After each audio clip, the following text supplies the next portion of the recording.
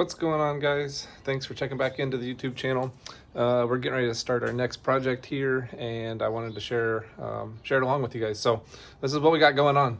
We got Mike Pfaff's 4th gen Firebird back there, and around here we got a 427 that needs to go in there. So we're going to be putting this motor in that car and fabbing a twin turbo kit for it, and I'll take you along. First, let's recap what's in this motor so you guys get an idea. It's a really nice piece, so let me go over the details of that real quick. All right, so to start with here, we have a dart block. It's a 4.125 bore, and we have a Cali's Apex crank, 4-inch stroke, and JE pistons, and boost line rods. To top it off with, we have Monster's M712 Boostmaster Series cylinder heads. These are a 283cc head, and they are very nice. So this entire engine is really neat. It's got a lot of nice parts in it, and it should make a lot of power. But more importantly, Mike was after just like a higher horsepower reliability factor. So, you know, with the kind of racing that he's doing, you typically need 1,000, 1,200. If you need to lean on it to get up in the 1,500, the motor will take it. The motor should make north of 2,000 reliably, safely. So he don't plan to push it that hard, but who knows what the future holds. With the involvement of this sport, it seems like it takes more and more every 3 to 6 months to keep up with these guys. So we'll see what he does. Next thing we got to do is get that car in here. It's not actually too terrible of a task to do by myself. I do have a winch up at the nose of the garage, and I'll just drag that thing back here and hook onto the car, and we'll pull it up. So check out these boxes. Oh my gosh, the bane of my existence. Cannot deal with these things fast enough. They did away with our local recycling place, and now it's a pain in the butt to get rid of, but well, it's my problems. But let's get this car in here so we can get started. Got a lot of work coming up. Got to get this thing put together, get the twins fabbed up for it, and get it back to Mike so he can prepare to race for the start of the season coming up. So let's get after it.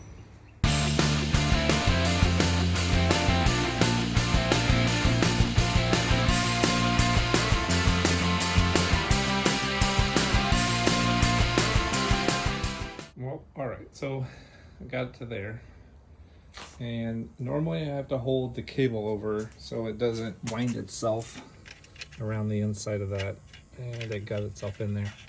Now it's being a pain in the butt. So I think we're gonna have to do some disassembly to untangle that mess. This has happened one other time, kind of a pain in the butt, so whatever. We'll get her, no big deal. All right, we're back. What a pain in the butt. I had to take it off out of the ground or out of the concrete to take it apart and get the entanglement figured out, but it's all put back together. Had to re-drill, re-anchor, and let's get this thing pulled in here.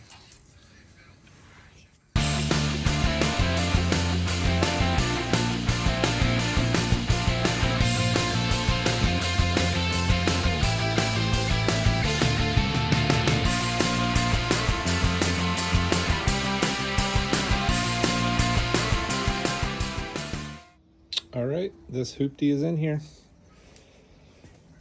All right, well, I got enough room that I can bring in the engine hoist that's out there in the snow. That'll be good. I got enough room around here in the front, contrary to belief. I gotta take the nose cone off, so that opens up a bunch of space on this thing. But a little bit of legwork to do, and we'll get this engine ready to drop in. Bring you back when there's more to show. And I'm beat. Totally wrecked. The humidity is set in. It's in the 40s. Got pretty warm, and the floor is all wet and kind of slimy to mess around with down there. But it is what it is. And So the motor's in, the bell housing bolts are tightened right now. I have not done the converter bolts yet, but there's some other things I want to check before I go all the way with setting this thing home. So we're messing around with turbo headers right now, trying to figure out what we want to run. We have a set of Cooks and we picked up from Marketplace, but it's not looking like they're going to work too well, and I got to figure that one out. So let me show you what we got. All right, so Mike got these Cooks stainless headers, 1 7/8". I was hoping that they were actually for Fbodies. After researching them a little bit, it looks like it's their universal down and forward chassis car type headers. So they don't really work too well in this chassis. There's obviously, with the way most cars are built, the engine's offset to the passenger side a little bit, so there's a little bit more room over here, but the steering shaft and the way that is configured is there, and it's just absolutely tight over here. We were talking about doing an engine plate if we needed to make these work, but I don't even think that that's going to help these in their situation. So I got a little bit more research to do and look and see what we got going on. But for now, the 427 is in there and contemplating next steps. So let's see what happens next. I'm back. It's been a couple of days, got a little progress here, and let me show you what we got going on.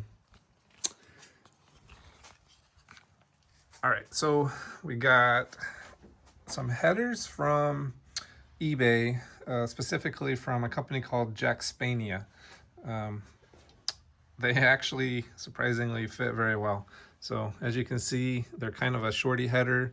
I do plan to basically will come right up and come right into the turbo each side. So this is getting twin 7875s, dual V-band, 1.01 AR. So I think it'll make plenty of power for this thing. So that's the passenger side. And here's the driver's side. As you can see, these things actually, I'm very impressed. They're 2-inch primary. It goes into a 3-inch collector, V-band already there. And there's one plug wire on the other side where the boot is just touching. So I'll put a 45 boot and connector on that. That'll take care of that. And I'm not sure yet. We may relocate the coils somewhere else. We're talking about either putting them back here.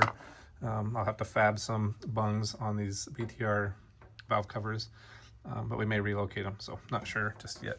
But the big news, this thing starts and run, and I'll insert that clip here.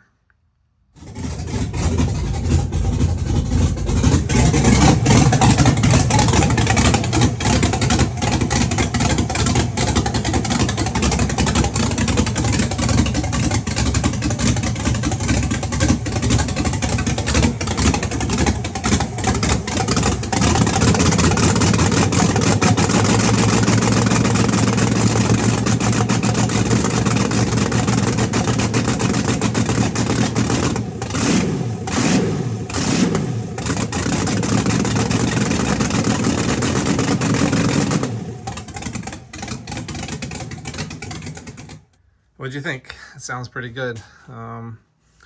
It's pretty healthy camshaft for this thing. This thing will make a lot of power, so it's gonna run real good.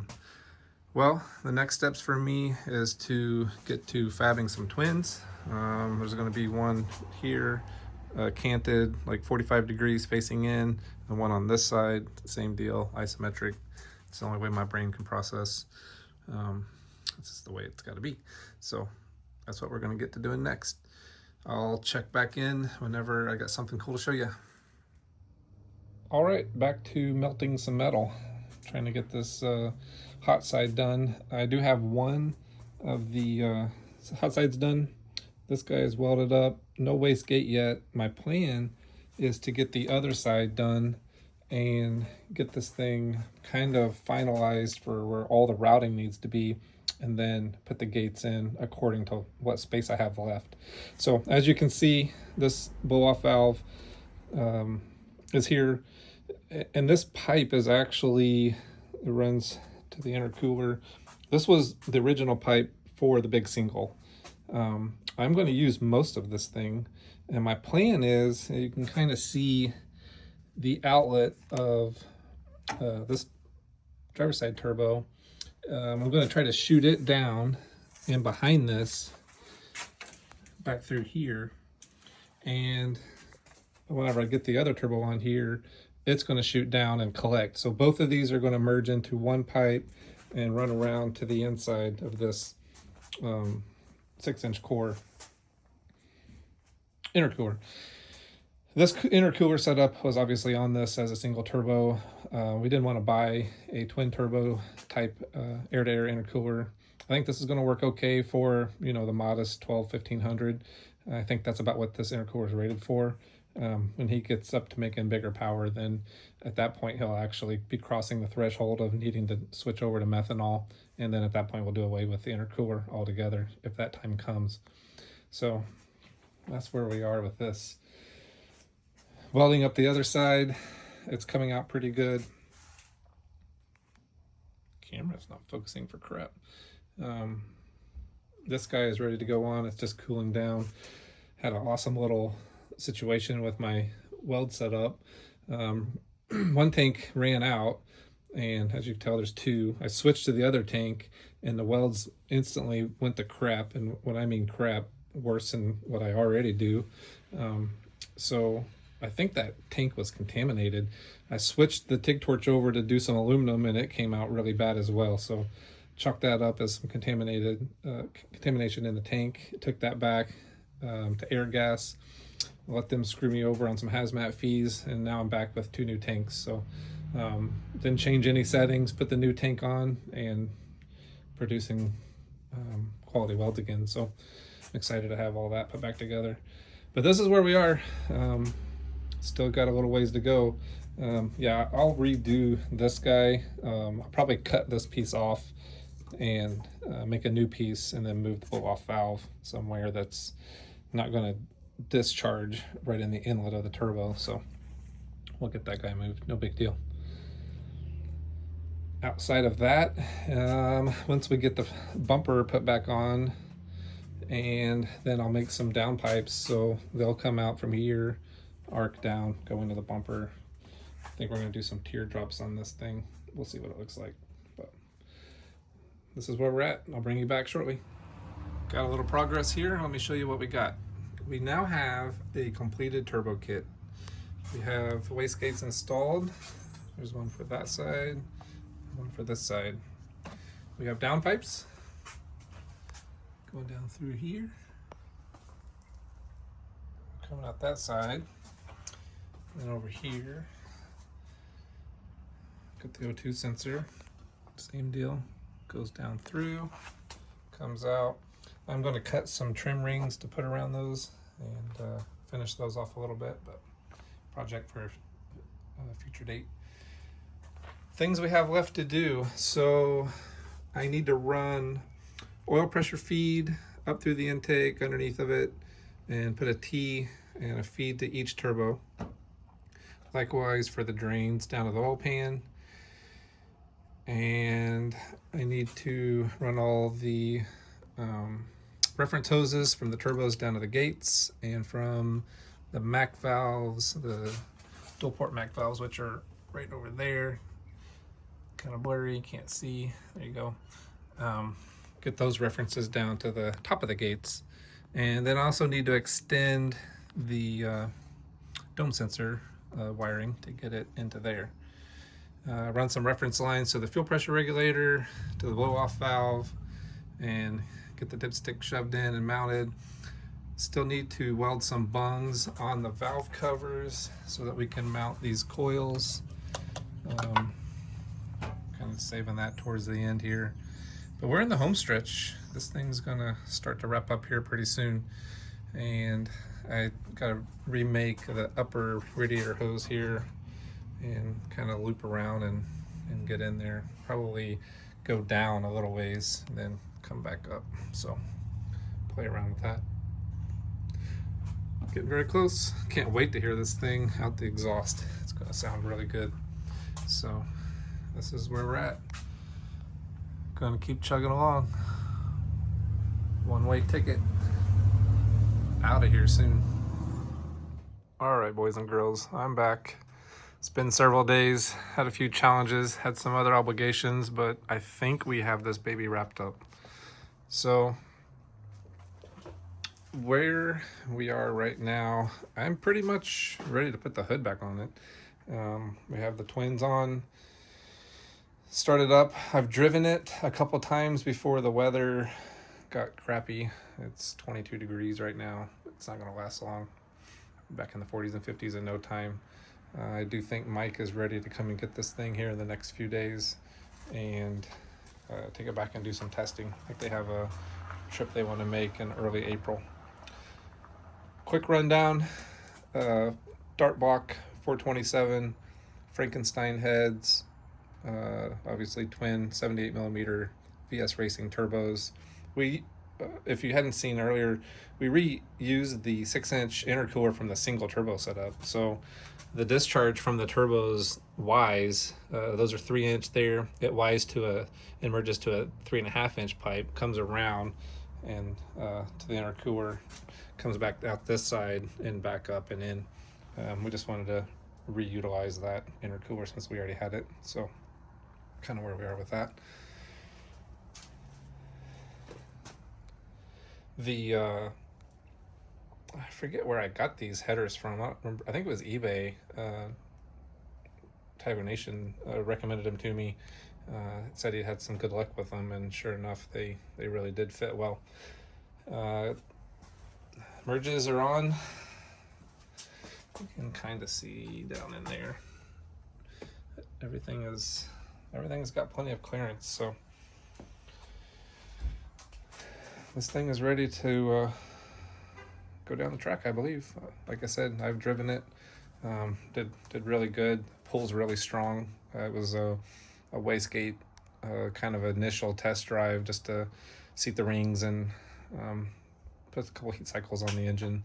Nothing real beat down for it. I think I run up to about 6,000 RPMs, made 4 pounds of boost, and pulls strong. So I think it's gonna be pretty rowdy.